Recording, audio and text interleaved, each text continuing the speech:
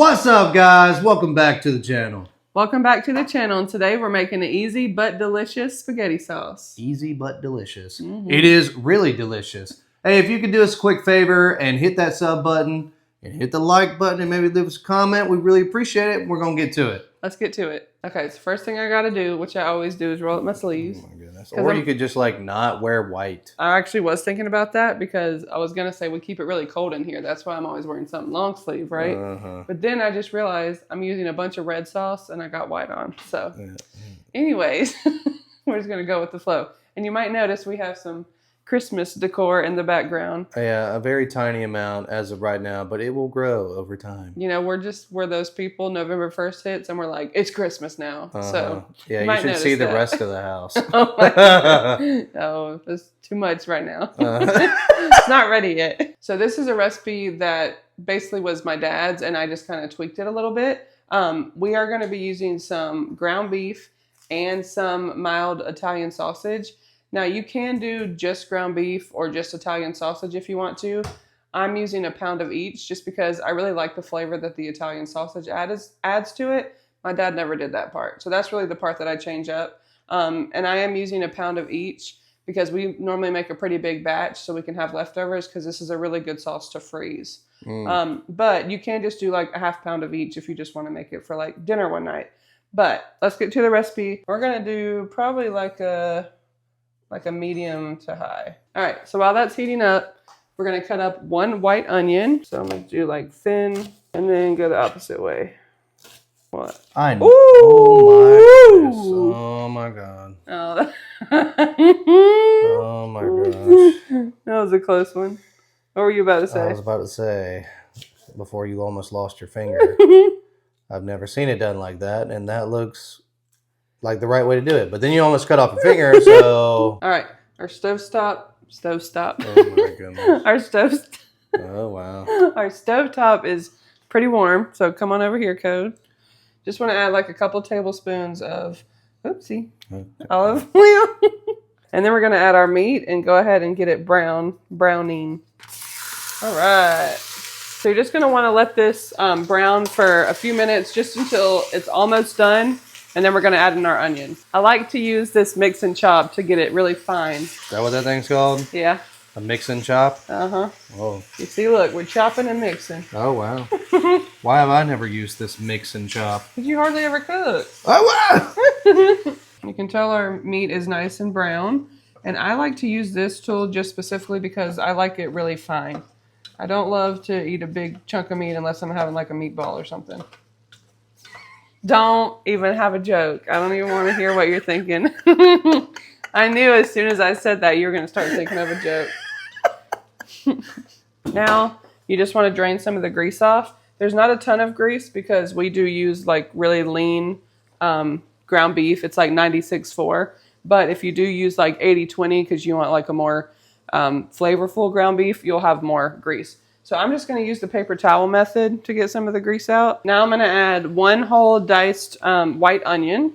And we're going to want this to saute for, I would say, 3 to 5 minutes until it starts looking kind of translucent. I'm pretty good with how these onions are looking. Most of them are translucent. They're going to continue to cook anyway, so I want to go ahead and move on to the next step. Got to get you some good old garlic. We're almost out. We need to make sure that next time we go to Sam's, we get some more. You can use fresh garlic if you want to, but of course we're making it easy tonight. So I'm going to say 4 or 5 tablespoons. Oh, wow. We love minced garlic. Okay, we love minced garlic. For me, you can never go wrong with a lot of garlic. Good. I mean, it's smelling good already. Yum. It does smell really good. So with the garlic, it's really important that you don't burn it. So you really want to try to keep it stirred pretty frequently. And it's really only going to need to cook for, I would say, 1 to 2 minutes. Once it's like very fragrant, you want to stop cooking the garlic, okay? And the way that we're going to stop cooking the garlic is to add our sauces. So I'm going to give this 1 to 2 minutes, and then I'll show you what sauces we're going to add in here. All right, we're ready to get our sauces added in. Now, I will say I am using jarred sauces, so I know it's like not 100% like homemade, okay? But this is the easy way, you know. This is how we do it the easy way.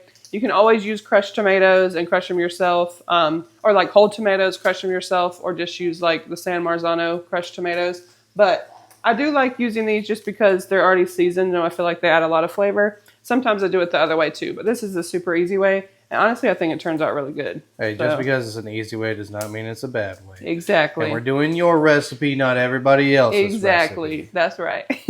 But what I like to do is normally get 2 different types. So I just got the traditional marinara and then the marinara with Italian herbs and fresh garlic. Really, I just get whatever's on sale. So I have, I mean, I'm serious. So I have 2 24-ounce cans. And like I said, we're making a pretty big batch. So if you're not making a big batch, you could probably just get away with 1. But adding this sauce in is going to help the garlic to stop cooking. Oh, now it smells really good. Mm-hmm. Oh, no. Oh, no. Hold on, I got it. Okay. All right.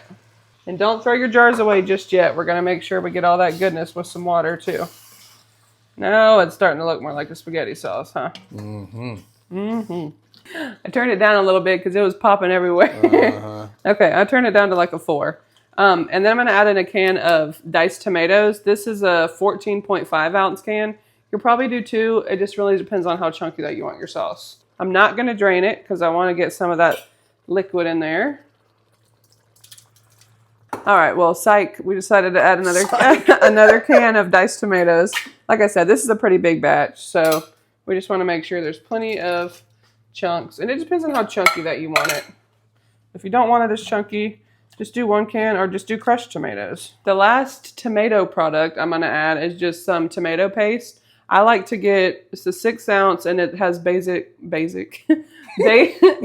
garlic, and oregano in it. This is just going to work as a thickening agent.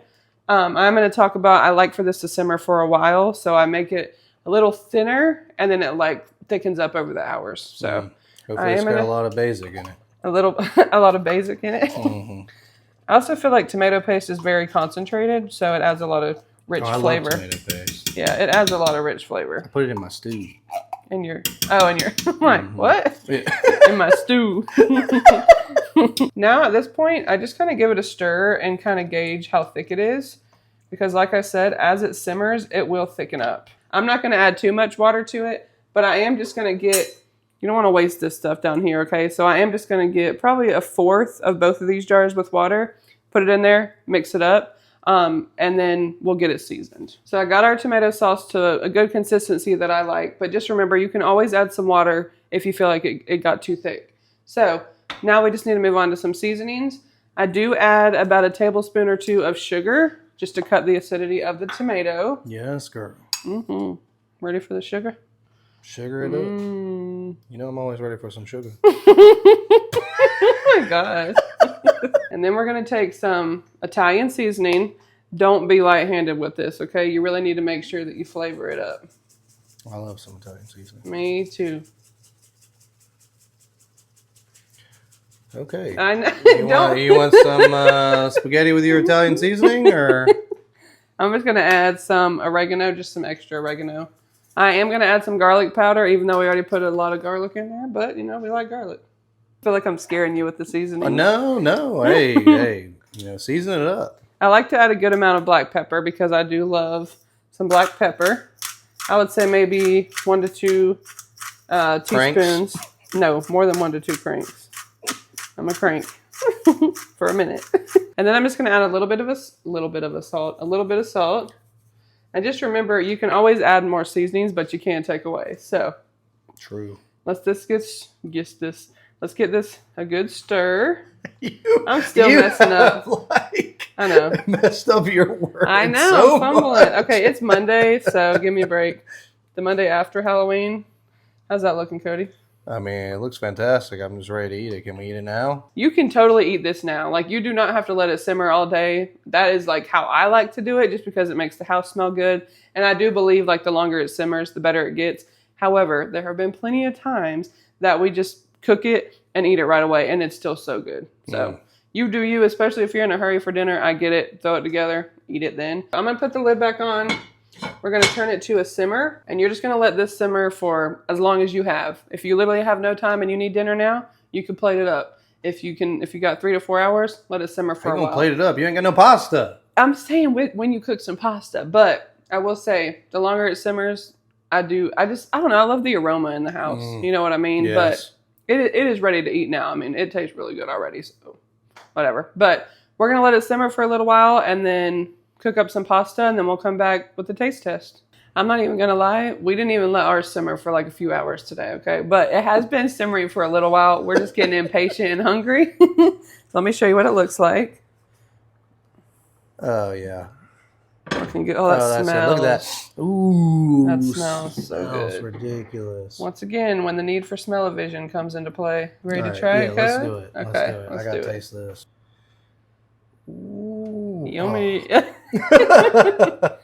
You messed up the I vision. I did. I do love the chunks of tomato. I am glad we added that second can in there. I love a saucy spaghetti. Look at that. Oh man, you know what this needs? What? Just a little bit of parm on top. Just a little bit of parm. And we're going to give it a taste test. That looks really good. So we're going to try this bad boy right here. Look at this big old bowl of pasta. I'm going to say that's a big bowl of pasta you got what there. What do you want me to do? You want me to eat the whole thing? Just one bite? I turn it up? No. Ooh, it's a pretty good bite. Oh, it's like you know what you're doing with the twirl. Yeah, I've had some experience. Man,